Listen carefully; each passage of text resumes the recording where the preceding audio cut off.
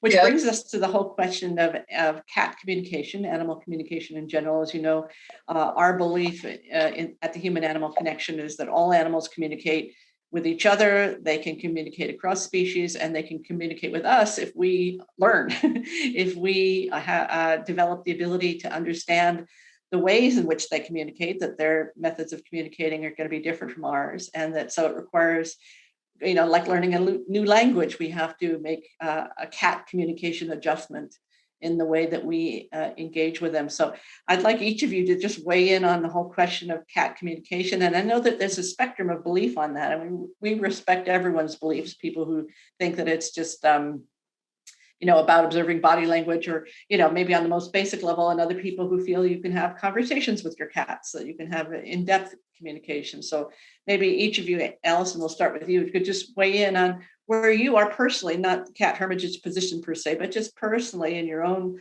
experience. What do you think about communicating with cats, Allison?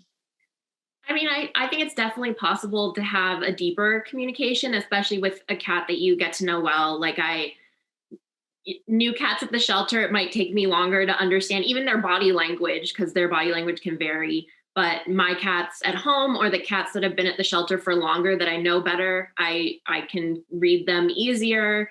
We have more of a rapport. Just like with people, you kind of what sets them off and what to say to calm them down. But we actually had a medium come in and communicate with some of our cats.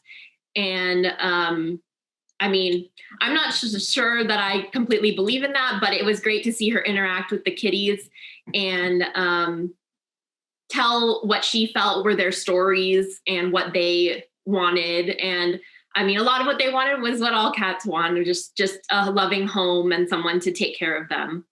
Yeah, that's exciting. So I just want to ask you, Allison, when you say read that, tell me more about what you mean by read that. You're reading your personal cat's behavior. What are you reading? What are you reading? Their body language. So like they do little tail movements that mean different things. If their ears go back, obviously hissing or growling are signals of displeasure, purring. But, we get some cats in sometimes that don't have those tells, and you kind of just have to watch them. We have a little kitty from Puerto Rico, and his name is Gallivant, and he does not have when he first came in, he just does not know how to be a cat very well. We're not really sure why, but he does not have any signal of when he's going to bite you. He comes right up to you. He acts very affectionate. And then all of a sudden he switches and will bite you pretty hard. So it's just a matter of getting to know him personally and kind of understanding all right, I know I got about 2 minutes. And when he starts getting a little more excited, I probably need to let him sit for a few by himself, Yeah. Well, that's great. That's great. Because, in some other situations, a cat like that would be in immediate euthanasia in some shelters, just for doing that. And instead of just having that sort of automatic response, to be able to recognize that, okay, he's not communicating the way my cat does, but he is, he does have a rhythm. He does have a pattern, maybe it's 2 minutes, or maybe it's increased energy. That is an indication that he is communicating in his way. It's just not the way that I'm used to, but that there is a communication. Yeah. And Amber, what about you? Where are you on the communication with cats question? Where are you on the spectrum? Well, my cats are very, very vocal. So if they're out of food, if they're out of dry food, normally they free feed. My cats will scream at the top of their lungs until they get fed. Or if they want in or out of a door, they will scream at the top of their lungs until I let them in or out of their door.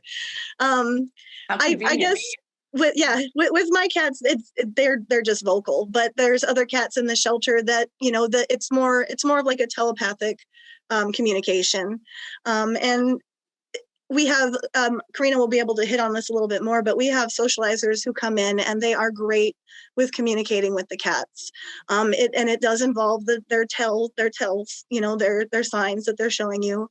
And also, their interaction with the actual socializers. Yes. And do these people feel that they can have conversations back and forth, ask questions, hear answers? Is that, yeah? Definitely. Wonderful. Yep. And Karina, what can you share with us on where are you on the spectrum, and what are your beliefs and thoughts? Oh, I totally believe in talking to kitties. My two cats at home, they have different ways of telling me. Like my cat Leo, when he's out of food, he comes into wee hours of the morning. He actually did this morning, which is kind of funny. He was out of his dry food, so he comes into my bed and he starts to be very affectionate and very purring in my ear and like, Mom, wake up, I'm hungry. My kitty, she passed away in 2018, but Adrian, she was more of a, I'm going to wake you up right now by scratching the TV in my room, and that's how she would wake me up for food. Yeah, I have very interesting kitties. And then here at the Hermitage, when I do orientations, I tell our prospective volunteers the tells of kitties, like what to watch, like what signs to watch for. For instance, when a cat is about to get bitey, overstimulated, the different tells to look for. If a cat is giving you negative feedback, such as growling, hissing, backing away, their ears are flattening, their tail is starting to like move back and forth, because cats don't wag their tails like doggies. That's a very true sign of overstimulation, kind of like the Gallivant gets overstimulated. And that's when they want to play, and they kind of play a little too rough, and they'll like start to, go all over your arm or your hand and whatnot. And you got to watch for that because you don't want to get bit or scratched. And so that's what we tell our new volunteers. And our current socializers are very, very good about talking to our kitties. They know their tells even better than some of our staff because they know our kitties so very well. And it's pretty awesome. We have a communication board with our medical department, with our socializers, because, a lot of times our staff in our medical department, isn't always out on the floor, on the shelter floor, but our socializers are. So if they've noticed a kitty's not looking too good, they think the kitty may have coming down with a cold, for instance, or something like that, they can write it on our board. So they definitely, know what to look for, know the different mannerisms of the cats, and the cats definitely communicate with them very, very much. That's excellent. Yeah. And do you feel that tone of voice, just, whether or not you're a believer that cats can understand you, do you find that talking to cats just out loud is beneficial to them, reassuring to them? What have you guys noticed? Real soft, I call it soft voice and soft hands, because you don't want to look like you're approaching them too aggressively, because then that's when you're going to get the negative feedback. So talking to them in a certain tone definitely works. And you can see it on my live videos every single day, because I talk to them every single day. Yes, good. Well, I'll just tell one story. This isn't my story, but another cat communicator, this is in one of Martha Williams' books, is she had two cats, and she was very determined to do therapy cat work, where she would take her cats to the nursing home. And the patients were very happy to see these cats, and they were doing really well.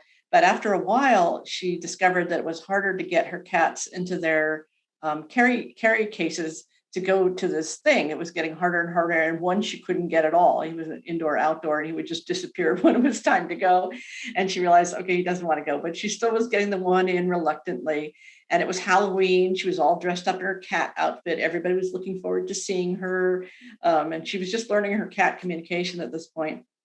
And she got there, and this cat said to her, "If you take me to see one more wrinkly old lady, I'm going to scratch her to bits."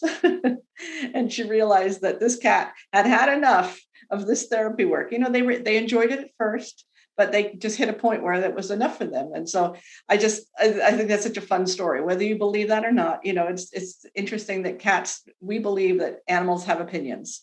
And it doesn't always mean that they're going to get what they want, just because they're scratching your TV. If it's 4 a.m, maybe it isn't time to eat, but we still, as the human, we still have a parental role. But the fact is, just recognizing that they have thoughts and opinions, I think helps us deal with them in a more loving and empathic way. And I think that that's one of the roles of cats in our lives, is to teach us about being more empathetic, being more alert to what another creature wants and desires, whether or not you plan to give it to them. Maybe they're not going to get catnip every day, but it's just interesting to be able to recognize that they have those desires. That's a good place to start in becoming a better human.